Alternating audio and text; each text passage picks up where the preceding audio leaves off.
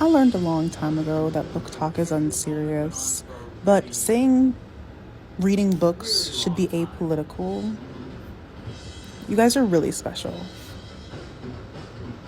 Really special. I just found out that cats see humans as cats. So cats think that humans are really big cats, just like them. And when you leave the house in the morning to go to school or work, cats think that you're going out to go hunting. And if you come home with like grocery bags or like your book bag, they think you've had a successful day hunting. But if you come home later than your usual time, your cat get anxiety because they like, yo, we done lost our cat out there hunting. Here's the thing, you know how I hate Phil Dunphy for all the purposes of like who he is as a person, basically, and a large part of it being because he's childish and because he really is just the fourth child that Claire is raising. Well, this person asked me, do I think that Jake Peralta and Phil Dunphy are similar because they're both childish characters? And the answer immediately is no. And also, I love this question.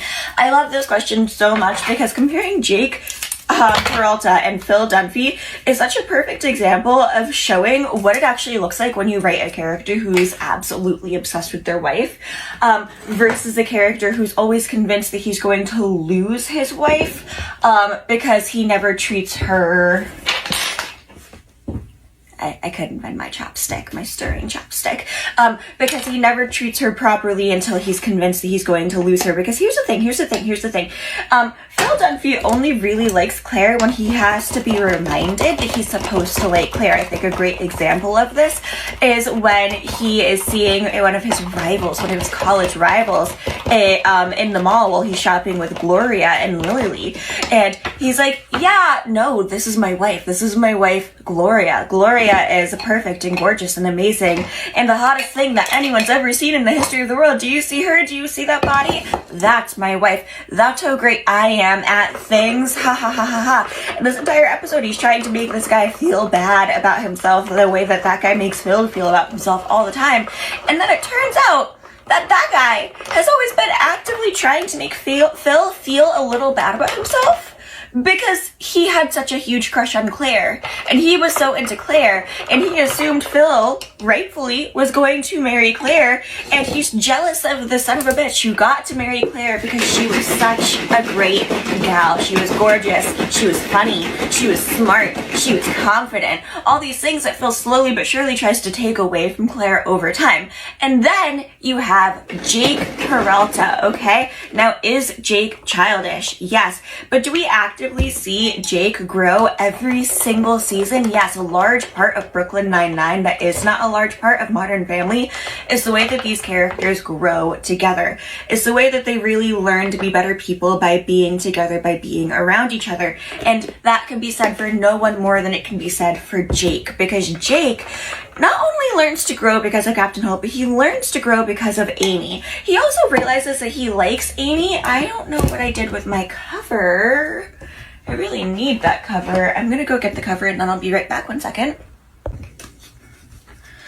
Jake loves Amy, and Jake realizes that he loves Amy because they spend so much time together, specifically on the night where they're supposed to have that date that's supposed to be the worst date Amy's ever had in their entire life, and then Holt sends them to go have a stakeout, and they just spend time together, and Jake realizes, oh crap, I like her. Charles has been right this entire time. And then Jake slowly tries to become a better person to be around Amy. And he does things wrong sometimes. Like, he tells her while she's in a relationship with a completely different guy, his feelings for her. And then he does it, like, again. And it's just an entire thing where, like, he does make mistakes. But the thing is, when Jake makes mistakes, Jake not only learns from the mistakes, he tries really hard to either fix them or show that he's learned from them in the future.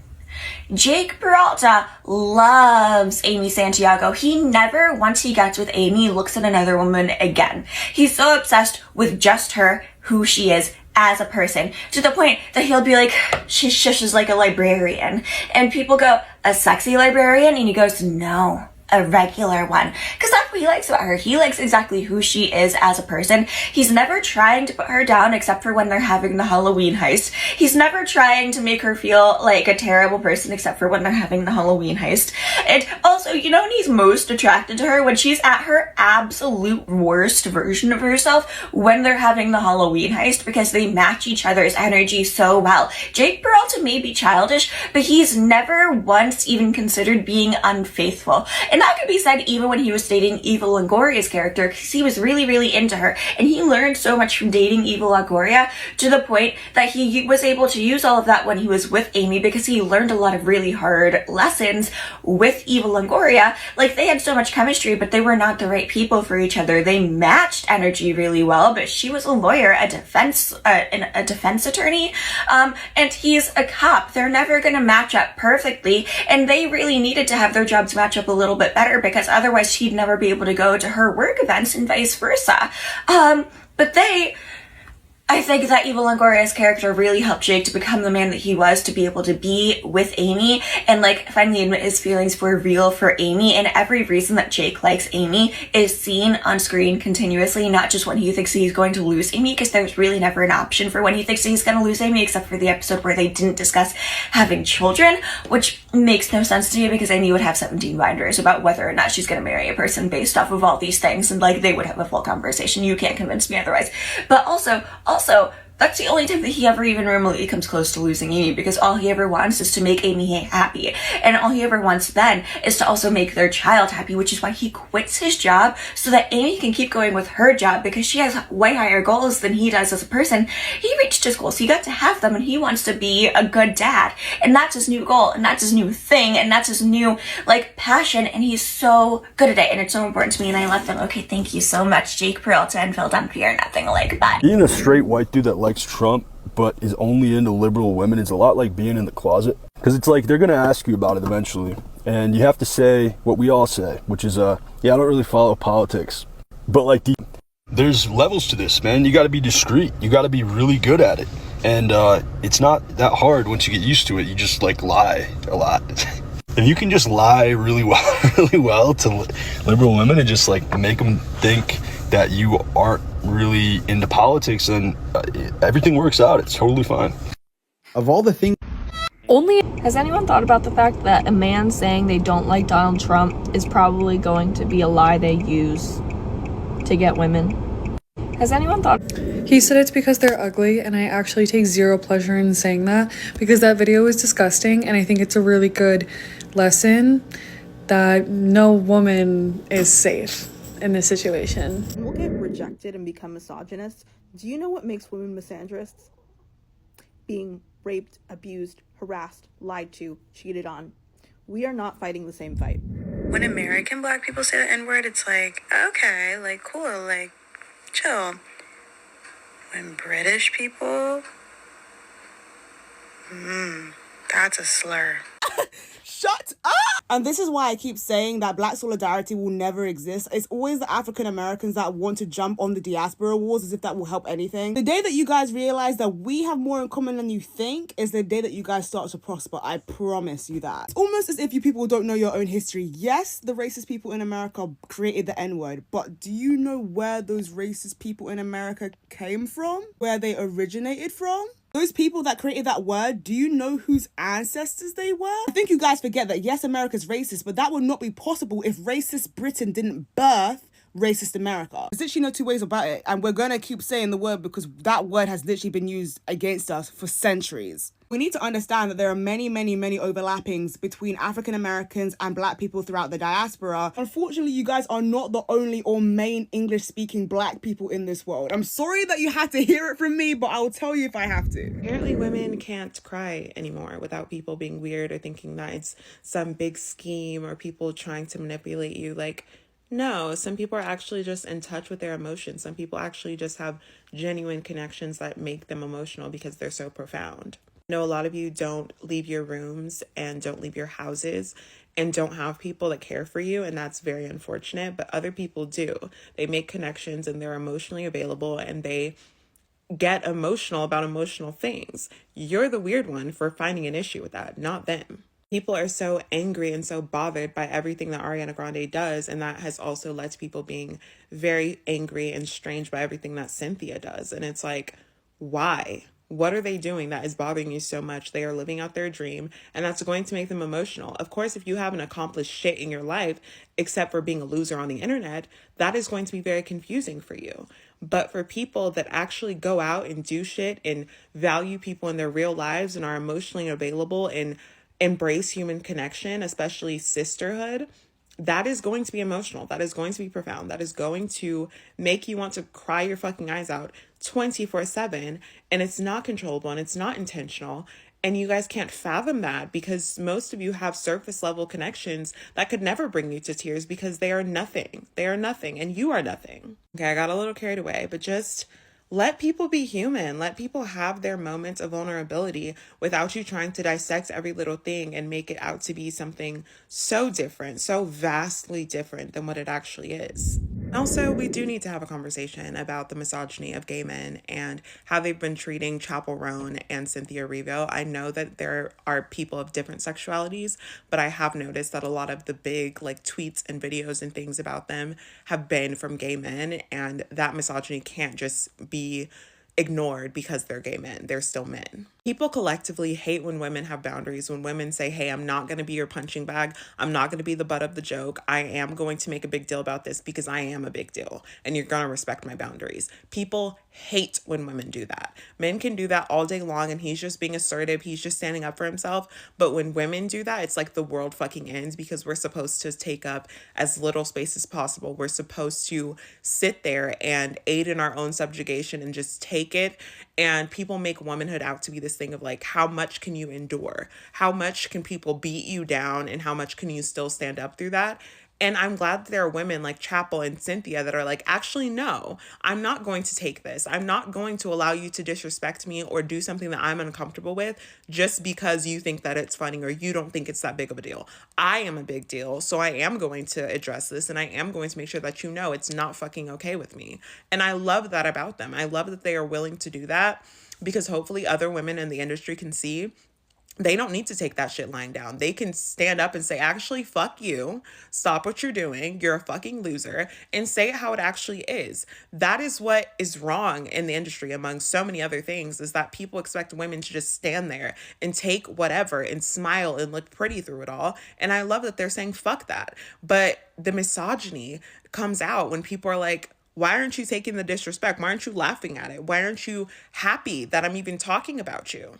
And gay men think that they can just get away with that because they are gay and because they're not straight. And it's like, actually, no, you're still being violently misogynistic when you make your stupid fucking videos talking about the way that Cynthia does her nails or talking about the way that Chappell is standing up for herself in the industry. And you may not agree with what bothers her, but you don't get to decide what bothers somebody. You don't get to decide what makes someone uncomfortable. You don't get to decide those things for people. And especially you need to recognize that you can't fucking decide that for women. Women are allowed to speak up for themselves. Women are allowed to say, hey, this makes me uncomfortable. And you're going to have to get comfortable with that.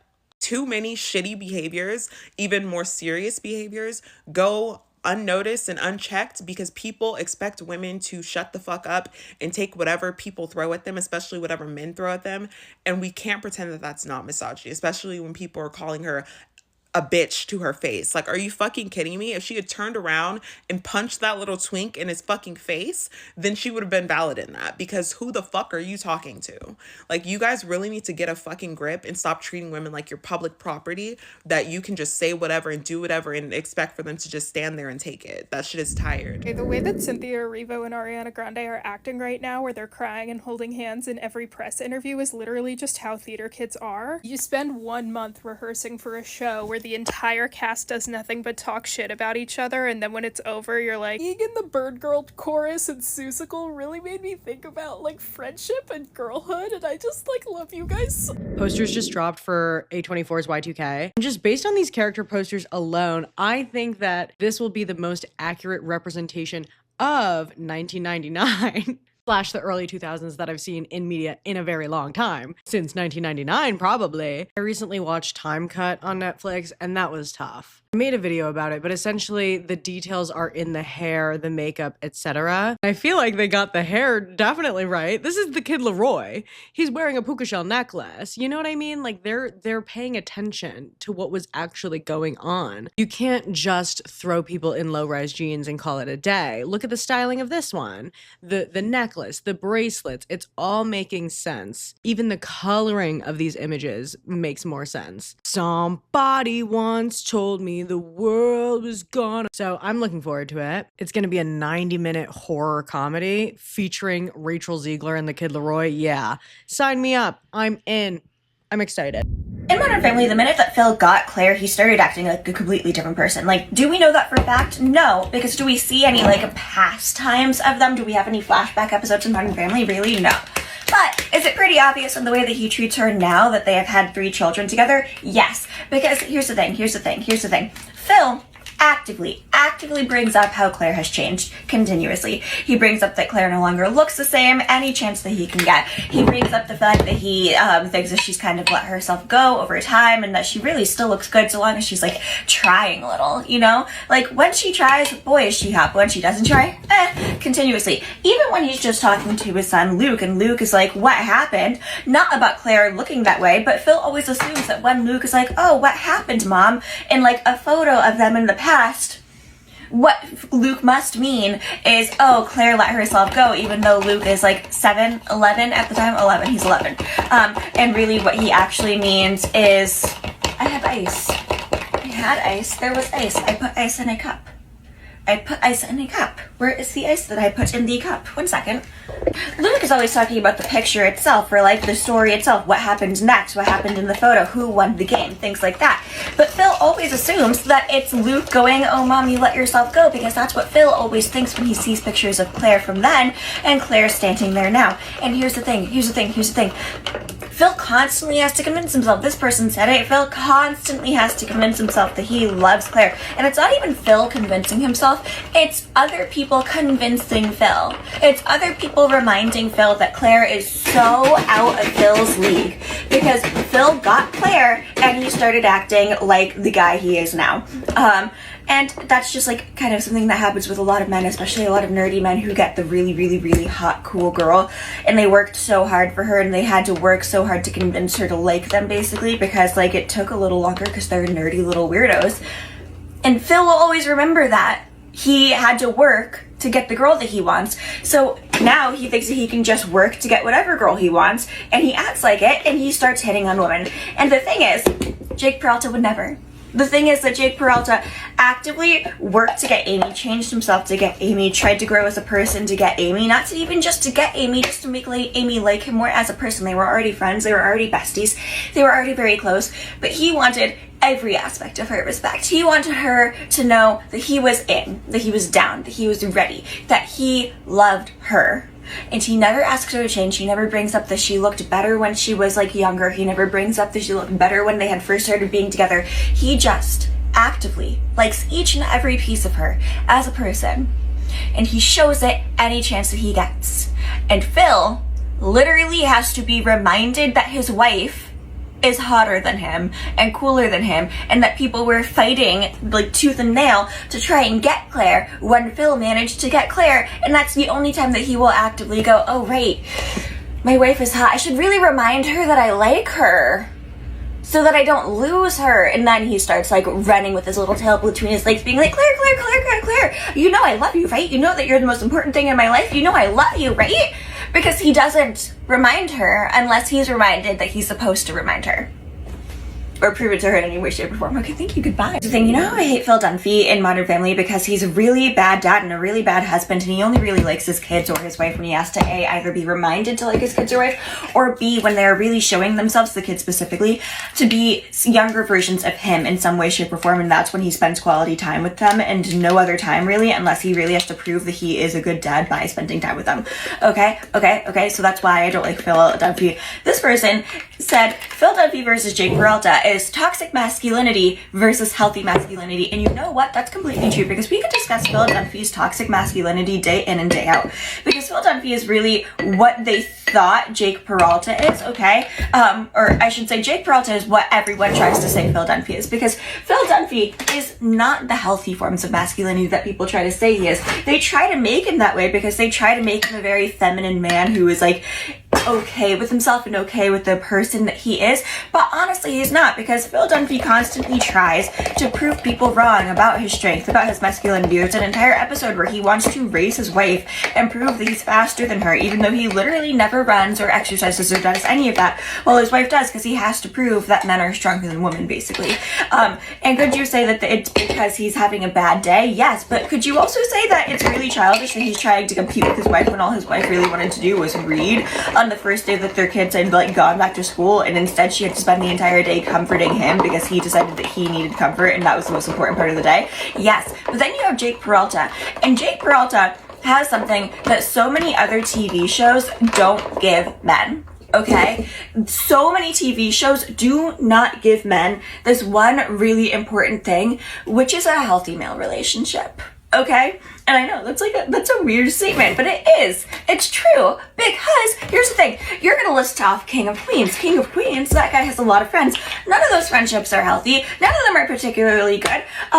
His friends are either losers, like actively Patton Oswalt's character plays a loser, or they're family men who will still ditch their wives at the drop of a hat to hang out with Doug. All these things, right? Jake Peralta actively hangs out with Boyle at all times because Boyle loves him. And then it's not just ooh, I shook this a little too hard apparently. It's not just that Jake and Boyle love each other. It's that Jake and Terry love each other, and Jake and Terry teach each other a lot of lessons. Terry actively tries to be the best father and husband that he can, but sometimes he fails, or sometimes not even that he fails, sometimes he loses the message in the long run. And we get to see Jake help Terry, or Jake to learn from Terry while Terry is learning himself, because Terry is still a young man and Terry is still a dad who's learning. And you are supposed to learn and be a person in the show, in even TV shows. You are supposed to learn, you are supposed to grow, and that's something that Modern Family also doesn't give us, that Brooklyn Nine-Nine does. When they learn a lesson in Brooklyn Nine-Nine, forever. It's there. Even if they have to learn it again, it's just a reboot of the first episode. It's not them relearning the episode over and over and over and over again, because here, it's where my paper towels are. Because it's a show that basically reboots the character concept every episode, which is what Modern Family does, which isn't really technically a bad thing when you think about it. Like, a lot of sitcoms do that, a lot of sitcoms need to do that, but also it's not a great thing, because then you see this constant need for the same piece of character growth, and it actually hurts the show in the long run, because you're relying so heavily on the fact that your character needs to be the way that they were in season 1, that when they're not that way in season 7, you lose the plot. And that's a lot of why I think Modern Family did end, because they started either losing the plot for those characters or going so fully the opposite direction into a caricature of those characters that they lost the concept of those characters feeling real anymore. And that's really sad, because Modern Family does such a good job of writing and creating and maintaining these characters for the most part, but Brooklyn Nine-Nine does it in a way where they're not only learning and caring for and maintaining these characters, they're letting these characters grow. They're letting these characters grow together. When lessons are learned, it's not just one person learning the lesson, it's multiple people learning the lesson, and the lesson is stated out loud, the lesson is taught, the lesson is built into the episode, because it's supposed to be. And so it's a show that is more a family sitcom in some ways than Modern Family is, because Modern Family doesn't have these family members really learning and growing together. It just has storylines with them together where they're causing the same mayhem that they always cause. And I lost my point of healthy masculinity, but here's the thing: Jake Peralta has all these friends. He has this ability to admit that he's wrong. He has this willingness to admit that his female friends are smarter than him, better than him, stronger than him in certain ways. Almost every episode, at least like once a season, twice a season, with each individual female character, Jake Peralta is not afraid to be bossed around by a woman, even if there's an episode where he kind of has to learn the lesson that Rosa is allowed to boss him around. But that's not because Rosa's a girl, that's because Rosa's his friend, so he forgets that he has to also treat her like a commander in that episode, and Rosa reminds him, and then Jake is willing to give up everything, his dignity, his like jokes, all of that to make sure that Rose's mission is a success. And that is not something that Phil Dunphy would do, because Phil Dunphy only does these things to prove people wrong. Phil Dunphy only does these things to basically prove himself wrong when he speaks, kind of reminding himself that he's not as great of a person as he thinks that he is. Whereas Jake Peralta does it because he actively wants to be a good person and he wants to keep learning and growing and being a better person. I actually have a lot more that I could say on toxic and healthy masculinity, but if I talk about toxic and healthy masculinity, I will actually also be talking about the Omegaverse. So there's that. Okay, bye! I didn't think that talking about Modern Family and Brooklyn Nine-Nine at once would make it so that people would ask me the most interesting questions I've ever seen, but people are asking the most interesting questions ever. Actually, I'm gonna save the final Metafiber packet for tomorrow because I usually only have one of these per day, but today is a 2 coffee kind of day, okay? So here we go. But this question is so interesting because it's asking if the parentage of Jake Peralta versus Phil Dunphy plays a role in their childishness and the version of their childishness that they have. And absolutely yes. And I've always like kind of thought about this, but I never even thought to like answer this question until somebody asked it, because I was like, oh, no one would be interested in that. But it's such an interesting thing, because here's the thing. Phil Dunphy has an amazing dad. Phil Dunphy's father is liked by everyone. He's charming, he's sweet, he's kindness personified, okay? He loves his kids, there's no limit to his love, and he has overall a decently healthy relationship with Phil. To a certain point, okay? Because Phil Dunphy, here's the thing, has always looked at his dad and always seen his dad as the coolest person in the entire world. And you could actually compare Phil's dad to Charles Boyle. I would say they're very similar people. They're silly, they're kind, they're goofy. People tend to like them. Charles Boyle is an acquired taste, whereas Phil Dunphy's dad is not an acquired taste. But the thing is, Phil sees all the wrong parts of his dad as the best parts of his dad, okay? And here's what I mean by this. Here's what I mean. So we're going to start by actually talking about Jake now that I've said that, because Jake Peralta has seen the worst parts of his dad and always saw them as the best parts of his dad. Jake Peralta deep down always kind of knew that his dad was a deadbeat, no good guy. Also, speaking of, one of my favorite things that Brooklyn Nine-Nine did is that it did not actually redeem his father. Yes, it made it so that Jake and his dad were able to have a better relationship, but that was all because of Jake and much less because of his dad. And Jake actually taught his father how to be a better person, but never fully fixed him. They never went, yes, Jake accepting his father for who he is made the father a much more prevalent part of his life. No. Instead, they went, well, Jake can have a better relationship with his dad while also like admitting and acknowledging that his dad is never going to be the best person in the world. And I think that's a much better way of looking at it, because most TV shows decide that their character who has a bad dad has to forgive their bad dad. And as someone with an unhealthy relationship with theirs, I hate that. So here's the thing.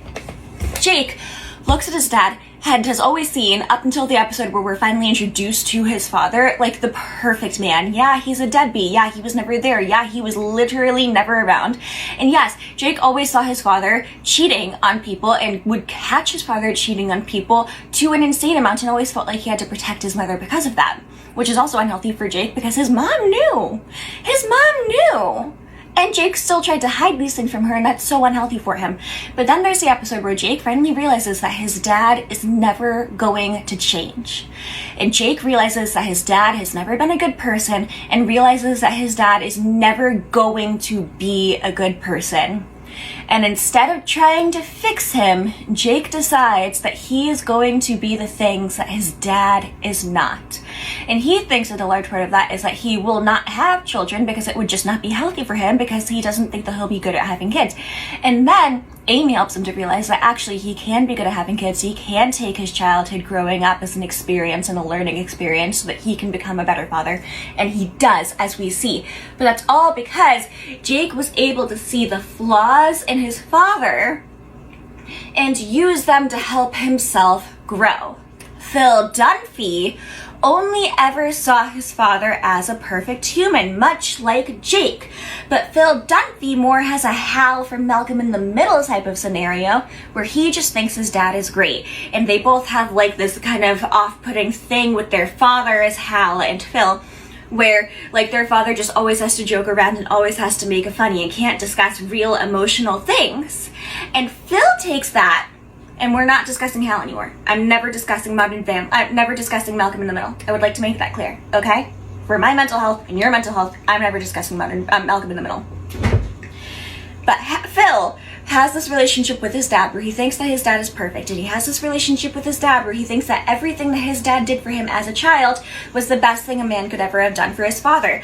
But the only things Phil remembers are when his dad was being goofy, and when his dad was kind of flirting with women in a silly, goofy way, and when his dad was being like this clown, basically. And Phil took that, and instead of looking at the ways that his dad would be there for him emotionally, instead of looking at the ways that his dad would teach him lessons and help him to grow and see all those things, which we never get to see Phil learn, so we don't even know if he actually did that, because all we see is this man who's a really good person but also only ever makes a laugh and doesn't do anything else.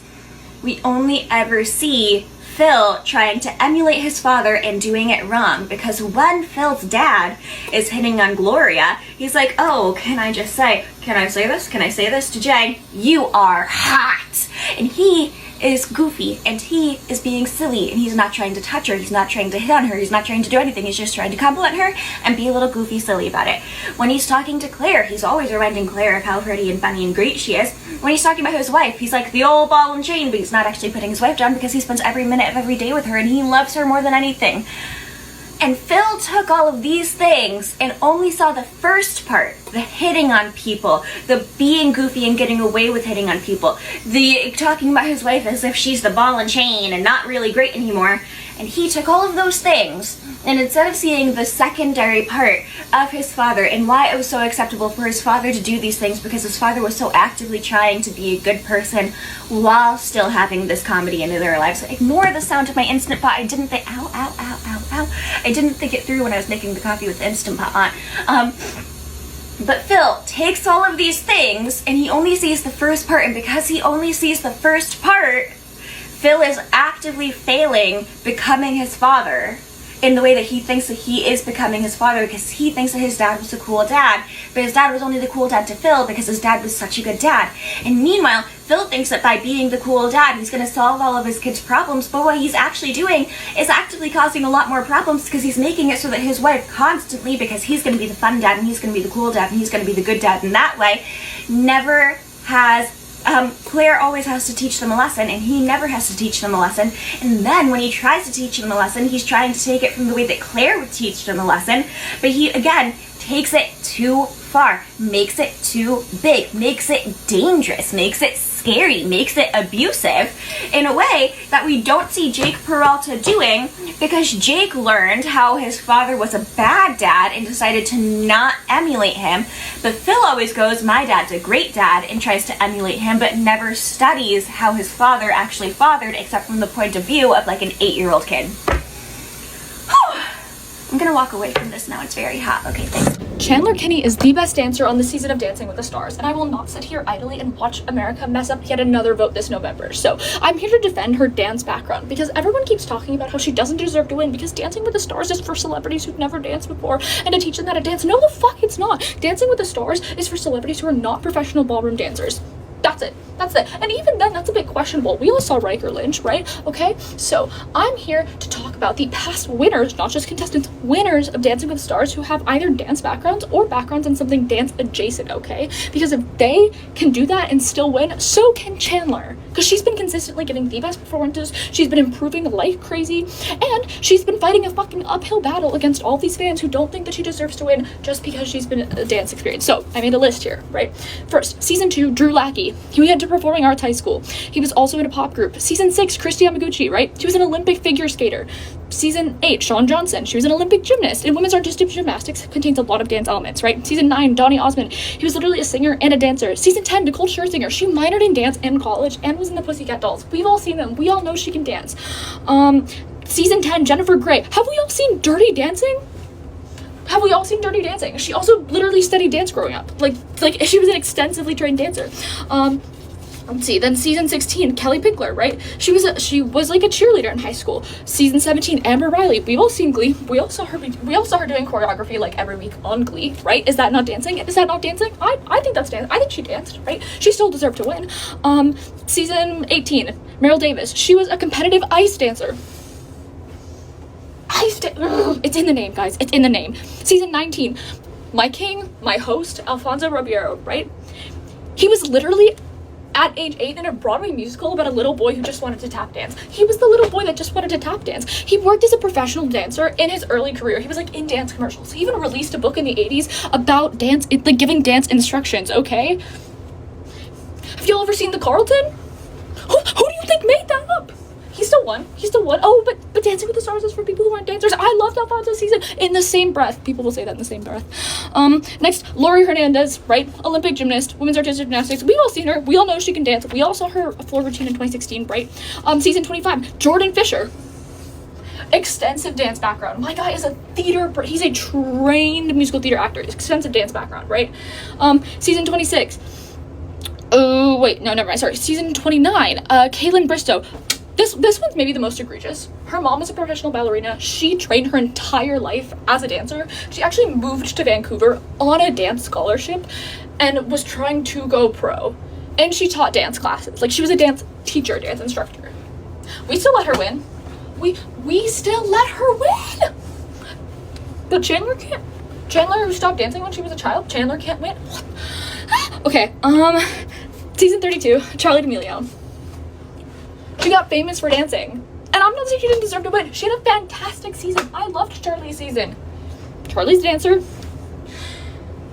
So, the next time, y'all get on here and go, Dancing with the Stars is for people who aren't dancers. Do not speak. Know your history.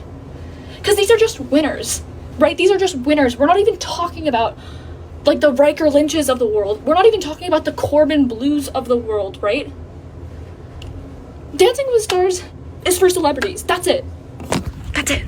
You listen to me when I say this. Nobody was as much of a gift to the early 2010s like Bellamy Blake from The 100 was. I'm rewatching right now. The joy, the triumph I feel when I see that man come up on the screen is just, it needs to be investigated. I like to talk about Morally Gray. You don't know Morally Gray until you know Bellamy Blake, baby. Y'all are confusing Morally Gray with evil. Bellamy Blake was Morally Gray. 100 in and of itself was a gift from the CW, and every day I thank God that they put that show on Netflix. But him in particular, man, I don't even need to explain myself. If you've seen the show, you know what the hell I'm talking about. I'm taking a little walk, minding my business. I was like, let me put my white girl music on. Who's gonna tell me Gracie Abrams smacked like this? Who's gonna tell me she ate like this? Because personally, I've only ever heard her music really in TikTok sounds. Hey, Gracie, girl, you got a fan out of me now, let me tell you. Can't be talking about me, because if there was a way for me to block every single twink on every single fucking platform, every single man in general, I would press that button in half a fucking second. I don't hate them any more or any less than any other man. They are just men, and I think they all should be gone. So you can't be talking to me. There's nothing else that you take away from my account. I want it to be that I love women, and I only truly, deeply care about women and girls. That is it. When I say that I hate men, I am not being satirical. I'm not using it for comedic relief. I am not doing any of that. I mean it from the bottom of my feet to the top of my head. I hate them. If I could push a button and eradicate all of them in a second, I would do that. I would do that immediately. I am okay with humanity dying out if it meant there were no more men. Because the way that this world functions, the idea that I have about how the world should function is not cohesive with the existence of men. It's not. It's just not. When I was saying kill all men, I was not joking. Y'all were joking. I was not. I was dead fucking serious. There are no exceptions. There is no special little golden retriever man that I think that should be saved. I don't care who it is. I think they all should be gone. So I think that's where the disconnect is. I hate them for real. I'm not being ironic. I am not, like, there's no single exception. I don't care. And even the ones that I could say maybe I have a soft spot for, I know deep down the world would be better off without them. I know the women around them would be better off without them. Like, less misogyny, less patriarchal violence, less all of that. Yeah. I am willing to sacrifice every single man on this earth for the peace and for women and girls to be able to have safe, happy lives where they are not under the watchful eye of their oppressors. That's just me though. Like I'm extreme with this shit. So when you guys get on my account, you're like, but what about them too? Them too. I saw someone do this, but you have to name everybody's full name. We're off to a bad start. I'm sorry, I don't know who this is. I've seen this person before. I know who this is. I'm just gonna put them. That's Ross Lynch. Yeah, I know who this is. And of course the name is, it's evading me, but I do know who this is. One time you were Shailene Woodley's brother. I want to call him Steven, and that's so wrong. I know that's wrong. Top Gun Maverick with, who's in that? Tom Cruise. Glenn Powell's in that. Miles Teller! Oh my god. I knew him. This is Josh O'Connor. President Snow. Oh, I know his name. You gotta give me 1 second. We got a buffer. And he's British, and his hair is actually brown. Oh my god. I know him like... Oh my god. I know this man. I do know this man. Tom! What's his last name? I feel like I should get credit for Tom. Oh. Nicholas? How do you say his last name? I think it's Galatzine. I think that's how you say it. I might have butchered your name, sorry. Jeremy Allen White. I've been watching his shows for a long time. Shameless ate so bad. This is Robert Pattinson. Okay. Now we're getting to Dylan O'Brien. Okay, we're getting to the classics. Harry Styles. Okay, period. I love that, like, part of Hank Green's, like, thing is Googling things that other people just didn't want to Google. Because half the question someone's like, ask Hank Green. Like, Hank Green also doesn't know. He just Googles the question and then reads the answer to it. Like, and I'm not joking. That's not even an exaggeration. Look at his recent videos. Like, literally the content format is somebody asked a question and he's showing him looking it up. Like, the people yearn for information. They yearn for knowledge. They yearn for research. But you have it right there. But I think it's also the thing that it's like, we want it to be told to us by Hank Green. Like, I want, like, how, you know, people, who do I want to learn science from? Bill Nye. Who do people want to teach them to paint? Bob Ross, you know? But still, though, in those scenarios, like, the knowledge is, I believe, coming from those people. Like, Bill Nye's the science guy. Bob Ross is a painter.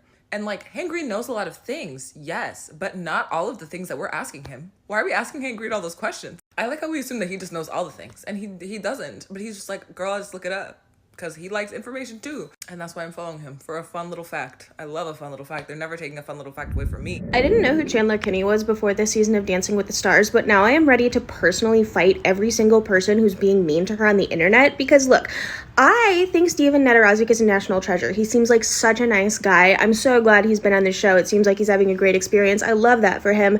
However, if you are one of the people whining because you think he should have gotten a perfect score and Chandler shouldn't have, you are some combination of delusional, racist, or utterly lacking in technical knowledge about what these dances are supposed to look like, and you should reflect on some of that. Being politically aware is a choice, yes, but only up to a certain extent. Because while there are instances of people absolutely wanting to know more, wanting to be politically engaged and politically aware, and therefore going out of their way to make that happen, most people don't feel that way, and even if they did, don't know where to start. Like, I teach advocacy classes in a college, so the people I see in a day are like 18 to 25 years old, and they have some interest in being politically and civically engaged. And yet half of my 18 to 25-year-old students could not tell me what was happening in Palestine, or if they did, they didn't know to the extent. I'm talking people my age and younger with generally the same access to technology, had no idea what I was talking about, and no idea where to start looking when I sent them to go look. And it wasn't just Palestine, it was a whole bunch of stuff. I'm talking from conservation efforts and the environment to feminism in a modern sense and what that looks like and what access to healthcare looks like and what being pro-choice really means, all the way up to like workers' rights that impact them on a daily basis. I mean, sometimes my students genuinely have no idea, and part of the semester is also spent taking down some of the barriers that they were bringing into the space originally. I mean, access to knowledge aside, getting past the personal barriers and the personal indoctrinations that they experienced beforehand takes time and effort that a lot of people don't have and don't know that they should want. And again, this isn't me giving people a pass or making excuses for people or the way that they vote or anything like that. I'm just saying, because we're all on the quote unquote right side of TikTok, it's really easy to get trapped in our bubble where we're like, well, everybody has the same access to information and technology, and they're making these choices like fully informed. But I'm telling you, once you get offline and outside in the real world, there are instances of people who want to do that work, but generally speaking, a lot of people don't want to and don't know how, even if they did. So if you're thinking about how to protect your reproductive health now that Donald Trump is back in office for the remix, stocking up on Plan Bs isn't a terrible idea, although I wouldn't grab more than like a few, and remember that it doesn't work as well if you're over like 165 pounds. Instead, a better use of your funds might be to donate to like reproductive funds and reproductive centers. It also could be to donate resources like Plan Bs to these centers and to these funds if they need them. Additionally, if you're using a period tracker, stop, write it down. And even if you're going to write it down, don't make it super obvious. Like, my period started this day and ended this day. Like, write it down in a way that you understand, but like a person who might be searching your house may not. But stop using trackers above all else. On top of that, I also suggest keeping contraceptives on deck. You know what I mean? If you're on like the pill or the IUD, sometimes you don't keep like physical, tangible, in-person, single use, if you know what I'm saying, contraceptives on hand. Keep some of those too. And make sure you don't put them in like your wallet or your pocket or something. Keep them somewhere safe where the friction won't kind of like rub and wear them down.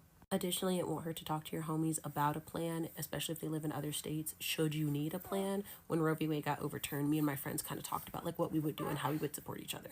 But above all else, yes, taking care of your individual health is important, but you don't need to hoard up all the resources. It's better to pour in the community so the community can be there for you. Waiting for Republicans, especially the right-wing extremist, to just kick the bucket is not an effective political strategy. It is not going to work. And that's because no matter what social media tries to tell you, Gen Z isn't like radically more liberal than before. They're also not like radically more conservative or anything, but they're not so radically different from other generations that waiting for the older generations to just kind of kick rocks is going to work in terms of like fighting for equality and liberation. Gen Z is no more immune to like propaganda or misinformation or anything compared to other generations. And in fact, because our education system is consistently taking such a hit, people are losing their critical thinking skills more and more. And also because people, especially men, are feeling more and more lonely, it's easier to indoctrinate them into these conservative ideals that will make them feel like they are deserving of relationships and friendships and whatever. So it's easier to kind of like scoop them up. And that, coupled with the fact that when they play their cards right, conservatives can make their lifestyle look, when they play their cards right, can make their lifestyle look really appealing. Think like Nara Smith.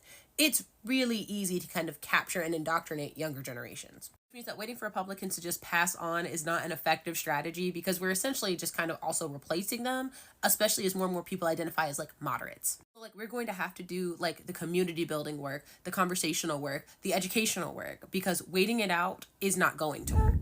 Katniss Everdeen is a woman of color. She is coded as indigenous, but she is absolutely a woman of color. I don't care that Jennifer Lawrence played her. I don't care that she is white on the screen. Katniss Everdeen is a woman of color. And y'all need to remember this when you fantasize playing her in your heads as if you're like the savior and the star of some liberation story. You need to remember that you have nothing in common with Katniss Everdeen, especially if you're a white woman in the United States. Katniss Everdeen is a woman of color from the most roughest, rural, most oppressed section of like Panem. I mean, white women in the United States specifically are the capital. Maybe districts 1 or 2. Maybe I can give you that. But Katniss, please. And as I see people, namely white women, start to look for some type of like pop culture character that they can relate to in these trying times, and since we took Handmaids off the table, or at least we keep trying to, more and more people are turning to Katniss. Like, this is the Hunger Games, this is the Hunger Games, blah, blah, blah. We're Katniss Everdeen, we're going to fight for freedom, blah, blah, blah. But y'all need to remember that the positions of privilege that you hold, the power that you still possess over marginalized people, puts you closer to the Capitol, Districts 1 and 2, than it ever did or ever will to Katniss Everdeen. And when y'all realize that you are not and cannot be the heroes in the story, then you can read the Hunger Games with the lens it is intended to be read through. And then y'all can finally start doing the critical work of unlearning, of relearning, of offering care, support, whatever it is that needs to be done. Because you are not Katniss Everdeen. Never have been, never will be. But it's also important to remember that Katniss did not do this alone. But that's my thing. Y'all are allowed, ALLOWED, to relate to anyone. Like, I relate to Megan Thee Stallion as a fellow very tall, very pretty Aquarius woman. However, me relating to Megan Thee Stallion and me seeing myself as Megan Thee Stallion aren't the same. A lot of y'all are seeing yourselves as Katniss Everdeen. You are going to be the leaders of some great revolution, rebellion thing that will save the nation. But y'all are leading the great rebellion into liberation the same way that I'm Megan Thee Stallion's target audience when she talks about going outside on a Friday night because she has no kids. I'm not, you're not, and that's not the reality for either of us. I think that this need to simply become or be synonymous with a character that we have very little in common with is both indicative of like a culture of white supremacy and also a result of our failing literacy rates. Because reading comprehension should have told you that a brown woman's story about how she became a forced, keyword forced, leader of a rebellion should have never become synonymous with white women's liberatory movements, ever. And just because you relate to the book, it doesn't mean that the book is now some guiding North Star for white women to cosplay rebellion. And in fact, Katniss's role as a brown native woman adds nuances and complexities that more accurately reflect the world that we live in. And that is the world where white women are not and cannot be the heroes in this tale due to their proximity to power. But, and I mean this with all due respect, we're still stuck on allowed, like out loud, and allowed as in permission to. So I can see how that has escaped a large part of the country, in all honesty. I'm gonna hold your hand with a hazmat suit when I say this. We are not all in this together. Because as long as y'all are deterred from unity, from community with brown women, black and brown women, because we point out like an apt literary analysis, you don't want to be in this with us. There is no reason that me saying y'all are not Katniss Everdeen because y'all are not brown women should be cause for discord or like, oh, you're pushing us away. We're all women. We're all in this together. That just should not be. Because never mind like confronting your own biases or doing the work or coming to terms with your own relationship with both oppression and privilege and power. It's just like objectively true. Like I'm not looking to unify with people who get wound up over an almost objective truth. Because that means when it comes time to having the harder conversations about privilege and proximity to power and checking your own biases, you were ready to dip the first time it got uncomfortable. You will not stay when it gets real uncomfortable. And that in the long run will hurt me and other black and brown women. And the fact that y'all can admit consistently that my take or other takes are correct, but I shouldn't say them because it creates some type of discord or discomfort within you, means that you have work to do, not me. And we can't have true unity until you are ready to do the work, because I cannot spend my whole life hand-holding you all through the basics of a literary analysis. I've never really understood the plight of like light-skinned, white-passing biracial people, but I've recently learned people have no idea how like families or genetics work. And as a result, I'm sorry. Because for the last like 24 hours or so, my comment section has looked like this. Katniss Everdeen is a woman of color. At least she's coded as indigenous. But how could you say that when her sister has blonde hair and blue eyes? Well, they're mixed. You know, the mom had blonde hair, blue eyes. The dad had darker olive skin, dark hair, darker eyes. Yeah, they're mixed. Okay, so like what percent of indigenous would they have to be? Like they can't be 100% because nobody is like full indigenous. So like is the dad like a third? Like what? Are you blood quantuming fictional characters? Much less indigenous fictional characters? Stop that, that's gross. But how could they be mixed if Prim has blonde hair and blue eyes? That's just how genetics works, I fear. That's not possible. If Prim is blonde, then the whole family has to be white because the mom is white. Okay, but they have the same parents. Like sometimes one kid just looks more like the other parent than the other, and they could even come out like white passing, but it doesn't make them white. We had a whole conversation on this on TikTok like years ago. That's not possible. Prim has blonde hair and blue eyes, so they can't possibly be mixed. They all have to be white because Prim has blonde hair and blue eyes, like the mom. And then they do that over and over again for, I guess, forever. And if that's your lived experience, I'm so sorry. Here's the thing. In Modern Family, Phil Dunphy constantly mocks Claire for her perfectionist qualities. He constantly looks at Claire and goes, oh, honey, you're being weird again. You're being weird again. And, like, he doesn't bring it up in a way where he's, like, actually worried about her. He just brings it up to bring it up so that he can, like, feel superior to her because Claire is so weird, okay? But here's the thing. Two things. One, Phil Dunphy would not survive literally a day without Claire Dunphy having this perfect, immaculate schedule. And we see that literally in the first episode where they have the calendar, which also, it makes me really annoyed that they never really bring the calendar into the show again, because that calendar was so necessary for that family. And to be able to see that calendar would have just been so much more intricate to the show, I think. I think that would have been a really great addition. There we go. But here's the other thing, and the thing that I was actually going to bring up, which is that Jake Peralta looks at Amy Santiago and he sees her perfectionist qualities, and he thinks that not only are they great, not only are they wonderful, not only is he so proud of her for having them, but he thinks that they are useful and necessary, and he brings it up all the time. Someone's like, oh my god, she's like a librarian. Gina's like, oh, she's like a librarian, and Jake goes, I know. And he's just like a regular one. He's not saying a sexy librarian. He doesn't have this fantasy of a girl in glasses or whatever, and he does have a fantasy of Amy Santiago being the girl from not Breaking Bad, Die Hard, but that's a completely different thing. He just has this thing for this girl, every single version of this girl, and he does from the very first episode. But I'm running out of time, and I meant for this to be like the beginning of the thing, but then I started talking about the other thing, and that's just never a good thing, you know? Oh, I forgot this. It's my final fiber packet. I keep forgetting to buy more. I should have started opening it while I was saying that. Anyways, the point is that Claire Dunphy is someone who feels like she has to hide her perfectionist ways, and she has to hide the fact that she wants to be right all the time, because she is right. It's not just that she wants to be right, it's that she is right, and she wants people to admit that she is right when she is right, and then people mock her for it. And there's an entire episode, the grocery cart episode, the worst episode in all of Modern Family, and that is really saying something, even though I really love Modern Family, but I hate okay?